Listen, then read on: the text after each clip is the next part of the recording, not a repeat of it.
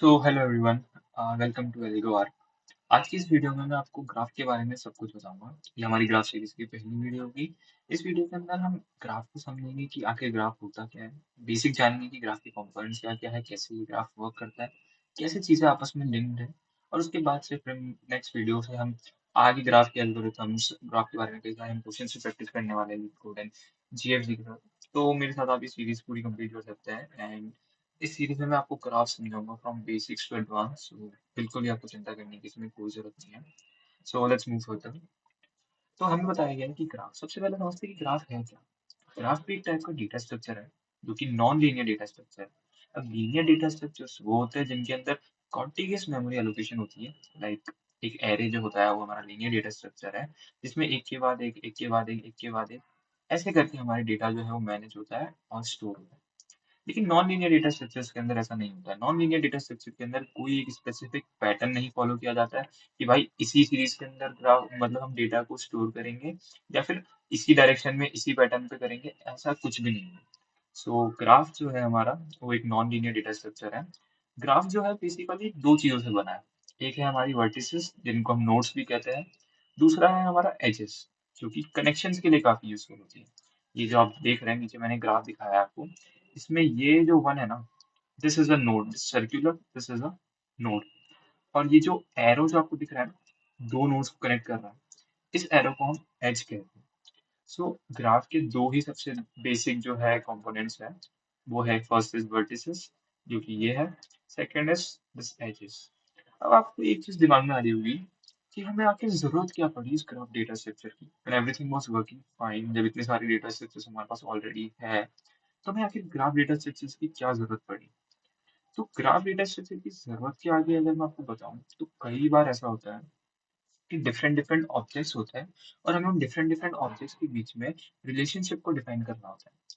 Suppose this is one object, this is second object. इनके बीच में मुझे रिलेशनशिप को डिफाइन करना है कि आखिर कौन सी रिलेशनशिप है इनके बीच में। फॉर एग्जाम्पल कि आप, एक आपको एक प्यारा सा एग्जाम्पल देख समझाता हूँ मैं। सपोज करो कि आप, एक सिटी है, दैट इज आगरा, ए से डिफाइन कर रहा हूँ, और एक सिटी है एम, मुंबई। ओके, मैंने आपको क्या कहा कि आपको आगरा से लेके मुंबई तक जाना है, और जो डिस्टेंस है ना वो 1000 किलोमीटर है। इसका मतलब क्या है, आगरा से लेके मुंबई, आगरा जो है वो पहला ऑब्जेक्ट है, this is OBJ one. Mumbai जो है वो दूसरा ऑब्जेक्ट है, दिस इज ओबीजे टू। मुझे इन दोनों के बीच में एक रिलेशनशिप को डिफाइन करना है, तो मैं कहूंगा भाई आगरा से मुंबई आप जा सकते हो। एक काम करो, एनएच जो भी होता है 4 का यूज कर लो। और जो आपको टोटल कॉस्ट लगेगी ना यहाँ से यहाँ, अगर आप एक कार में जाओगे, वो सपोज आपका $200 होगा। ओके, तो इस तरीके से मैंने दो ऑब्जेक्ट्स, ऑब्जेक्ट वन और ऑब्जेक्ट टू के बीच में जो है, मैंने एक रिलेशनशिप को डिफाइन किया है कि कैसे ये लोग एक दूसरे से कनेक्टेड है, किस बात से कनेक्टेड है, कितना उस पे वेट है, आई मीन कितना उस पे चार्जेस है। सो इसी तरीके से हम जो है रिलेशनशिप को डिफाइन करते हैं with the help of graph. और यही वो जगह है जहाँ पे हमारा graph data structures come into action, और हमें इसकी जरूरत पड़ी। ओके, इसके बाद इसी को आगे बढ़ाते हुए मैं आपको कई कंपोनेंट्स के बारे में बताऊंगा ग्राफ के। तो ग्राफ के ना चार सबसे इंपॉर्टेंट कंपोनेंट है। आपको याद करने की, उनको मेमोराइज करने की कोई जरूरत नहीं है, मैं इजीली आपको समझा दूंगा। उससे पहले एक बार आप ये देख लीजिए, दिस इज वर्टिसेस, मैंने आपको समझाया जैसे, ये एजेस है। अब इन्हीं के साथ हम डिफरेंट कंपोनेंट्स को बनाएंगे। सबसे पहला, ये जो आपको मैंने अभी दिखा रखा है, ये जो है ये कहलाता है कि अ, ये ग्राफ जो है ये एक डायरेक्टेड ग्राफ है। और ये ग्राफ जो है वो वेटेड नहीं है। इट मीन्स इस नोड से इस नोड तक जाने के लिए मुझे कोई वेट नहीं लग रहा है, मैं सिंपल ही जा सकता हूँ। सो इस टाइप के ग्राफ जो है वो कहलाते हैं अनवेटेड ग्राफ। ओके, सेकंड आता है कि अगर यही भी मैं डिफाइन कर दूं ना कि मुझे 1 से 2 पे जाना है, तो मुझे कुछ तो पैसे देने पड़ेंगे, या फिर कोई एक स्पेसिफिक वेट, एक अमाउंट है जो मुझे देना पड़ेगा, तभी मैं 1 से 2 पे जाऊंगा। तो दैट इज 2। सपोज मैंने इसको लिखा, इसको मैंने लिखा 3, यहाँ मैंने लिखा 4, यहाँ मैंने लिखा 5। हाँ, इसको चेंज करके यहाँ मैंने लिखा 5। ओके, सो अब मैं क्या कह रहा हूँ कि अगर आपको 1 से 2 पे जाना है ना, तो आपको एक वेट देना पड़ेगा, दैट इज 2। जैसा कि अभी मैंने आपको आगरा और मुंबई वाले एग्जांपल में बताया था कि आपको ₹200 देने पड़ेंगे अगर आपको जाना है, सॉरी $200 देने पड़ेंगे अगर आपको आगरा से मुंबई तक जाना है। सिमिलरली उसी केस में ये वाले सेम चीज डिफाइन होती है। अगेन मूविंग फर्दर, ग्राफ को बेसिकली दो तरीके से रिप्रेजेंट किया जा सकता है. First is adjacency list, second is adjacency matrix. So एक ग्राफ को रिप्रेजेंट करना बहुत ही इंपॉर्टेंट होता है, क्योंकि कोडिंग वाली लैंग्वेज के अंदर हम कभी भी डायरेक्ट इन नोट्स के थ्रू नहीं दिखा सकते कि ये हमारा है. आप इस डायग्राम के थ्रू नहीं डिपिक्ट कर सकते. सो सिंपली हमें डिफरेंट डिफरेंट स्ट्रक्चर्स का यूज करना पड़ेगा ग्राफ को रिप्रेजेंट करने के लिए. और उन्हीं रिप्रेजेंटेशन के दो फॉर्मेट्स हैं. First is adjacency list, second is adjacency matrix. तो एडजेसेंसी लिस्ट और एडजेसेंसी मैट्रिक्स के थ्रू मैं आपको बताऊंगा कि कैसे आप ग्राफ को इजीली डिफाइन कर सकते हैं. बट उससे पहले मैं यहाँ पे एक बार एक ग्राफ बना देता हूँ आप लोगों के लिए, ताकि आपको थोड़ा इजीली समझ आएगा चीजें. सपोज यहाँ पे ये पहला नोड है, दूसरा node, this is the third node, this is the fourth node. इनके बीच में मैंने रिलेशनशिप डिफाइन की है. अब एक चीज और आप ध्यान रख लीजिएगा, ये एज जो होती है ना, ये डायरेक्टेड होती है.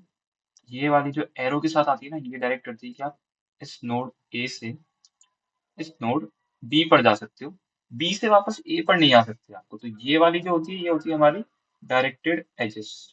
मैंने यहाँ पे डी ए लिख दिया, डायरेक्टेड एजेस. वहीं पे क्या होता है कि suppose this is a node A. ठीक है, थोड़ा सा क्लियर बना देता हूँ आपके लिए. This is a node A. ठीक है, और इसके बीच में भी ये बी है. इसका मतलब होता है कि बाय डायरेक्शनल फ्लो है. इसका मतलब आप ए से बी पे भी जा सकते हो और बी से वापस ए पर भी आ सकते हो. इसको हम एक तरीके और से डिफाइन करते हैं. सपोज मैंने इसको ऐसा लिख दिया और इसको मैंने ऐसा लिख दिया. तो इसका बेसिक मतलब वही है, ए से बी पे जा सकता हूँ, बी से ए पे आ सकता हूँ. इसको हम कहते हैं undirected edges. This is undirected edge. Okay, थोड़ी सी अंडरराइटिंग में दिक्कत होगी, लेकिन आपको समझ आ गया होगा कि ये अनडायरेक्टेड एज है. ये मैंने बस आपको बताने के लिए शो किया है कि हाँ, आप इधर से इधर जा सकते हैं, इधर से इधर जा सकते हैं.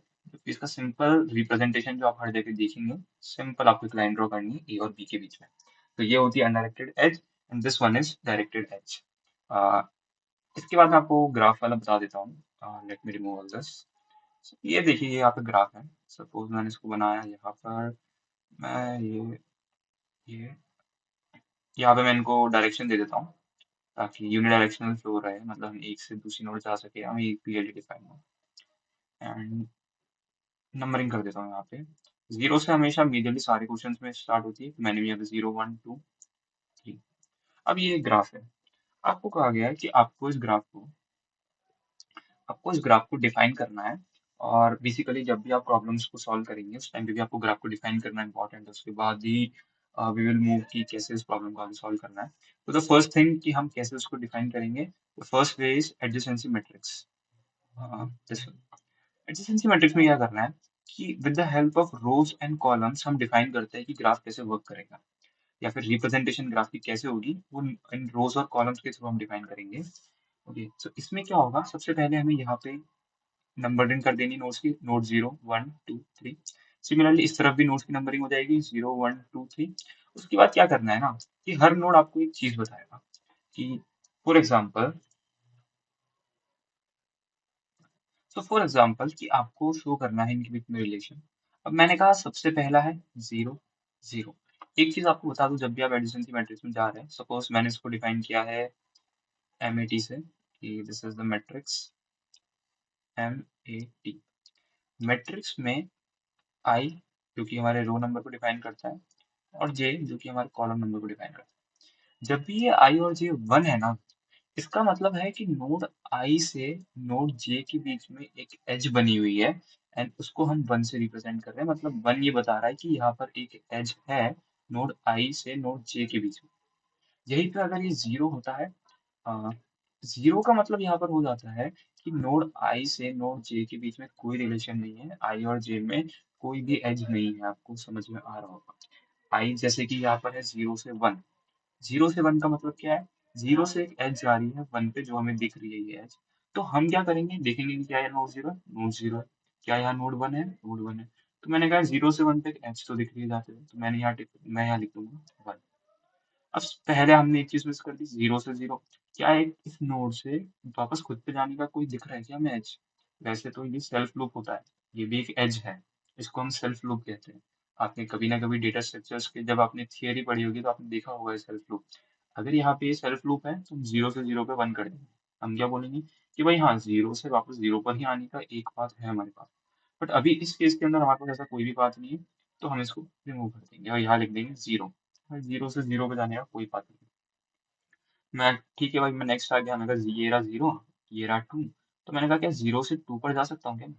चेक करते हैं मैं ग्राफ में, 0 से 2 पे हाँ जा सकते हैं, एक एज है। मैंने यहाँ लिख दिया 1। सिमिलरली क्या मैं 0 से 3 पे जा सकता हूँ कि हाँ एक और एज है हमारे पास, तो मैंने 0 से 3 पे लिख दिया 1।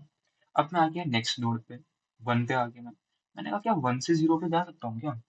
आप बोलोगे हाँ एज तो है, बट एक चीज यहाँ पे नोट करिए, ये डायरेक्टेड एज है, यानी मैं सिर्फ 0 से 1 पे आ सकता हूँ, मैं 1 से 0 पे नहीं जा सकता वापस।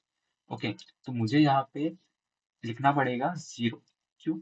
1 से 0 नहीं जा सकता मैं। अगर यहाँ पर ये होता ना कि सपोज मैं कुछ ऐसा होता अनडायरेक्टेड एज, तो फिर मैं यहाँ पे 1 लिख सकता था कि भाई हाँ मैं 1 से भी 0 पे जा सकता हूँ, 0 से भी 1 पे आ सकता हूँ, बट यहाँ पर ऐसा नहीं है, तो मुझे सिंपली इसको यहाँ पे कर देना है 0 की 1 से 0 पे नहीं जा सकता। और इसी तरीके से सारा फिल करूंगा कि 1 से 1 पे नहीं जा सकता मैं। क्या मैं 1 से 2 पे जा सकता हूँ? हाँ एक एज है 1 से 2 के बीच में, तो हम जा सकते हैं 1 से 2 के बीच में। 1 से 3 पे कोई कनेक्शन ही नहीं है, 1 से 3 का कोई एज नहीं है। हमें एक बात ध्यान रखनी है यहाँ पे कि हमें वाया वाया नोड्स पे नहीं जाना है। अगर डायरेक्ट एज कनेक्टेड है तो हमें यहाँ पे 1 लिखना है, एल्स यहाँ पे 0 हो जाएगा।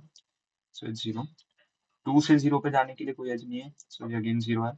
2 से 1 पे जाने के लिए कोई एज नहीं है, 2 से 2 पे आने के लिए कोई एज नहीं है, 2 से 3 पे जाने के लिए भी कोई एज नहीं है। सिमिलरली हम 3 के लिए भी सेम चीज फॉलो करेंगे।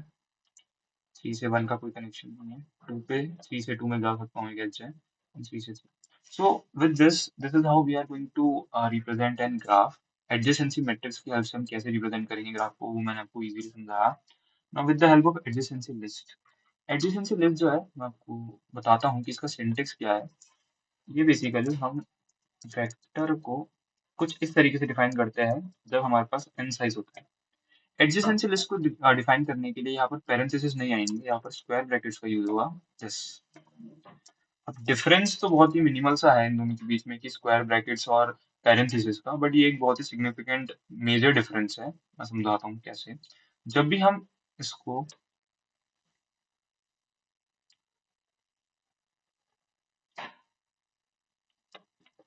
जब भी हम इसको डिफाइन करेंगे, दिस इज अ वे कि हम एडजेसेंसी लिस्ट को डिफाइन कर रहे हैं। Adjacency matrix is nothing but 2D matrix होता है। सो एडजेसेंसी लिस्ट को डिफाइन करने का ये तरीका है। यहाँ पे सपोज मैंने एक एडजेसेंसी लिस्ट बनाई है 4 साइज की। सो वो कुछ इस तरीके से आपको दिखेगी। This is a 1 2 3 4 simple array की तरह, ये एक एरे है, बट हर index, suppose this is index 0 1 2 3, हर इंडेक्स एक नया लिस्ट कंटेन करता है। Adjacency list is nothing but an vector of list. So जैसे ही हम 0 इंडेक्स पे हैं तो ये एक लिस्ट को कंटेन करेगा। आप इसको समझ लीजिए एन एरे ऑफ एरे। एक ये मेन एरे है, मेन एरे में इस 0 पर एक नया एरे है, 1 पर एक नया एरे है, 2 पर एक नया एरे है, 3 पर एक नया एरे है। सो इस तरीके से एरेस डिफाइन है अलग अलग के लिए।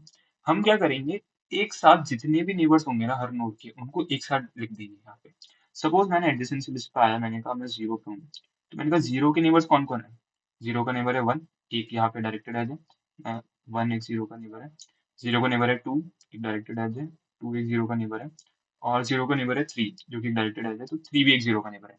तो मैंने एडजेसेंसी लिस्ट में 0th इंडेक्स, ये 0 1 2 3 यहाँ पे इंडेक्स नंबर है।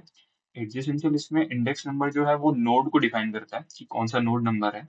So this is 0th node, this is first node, this is second node, this is third node. So 0th node जो है उसके नेबर्स है 1 2 एंड 3, तो मैंने इसमें लिख दिया।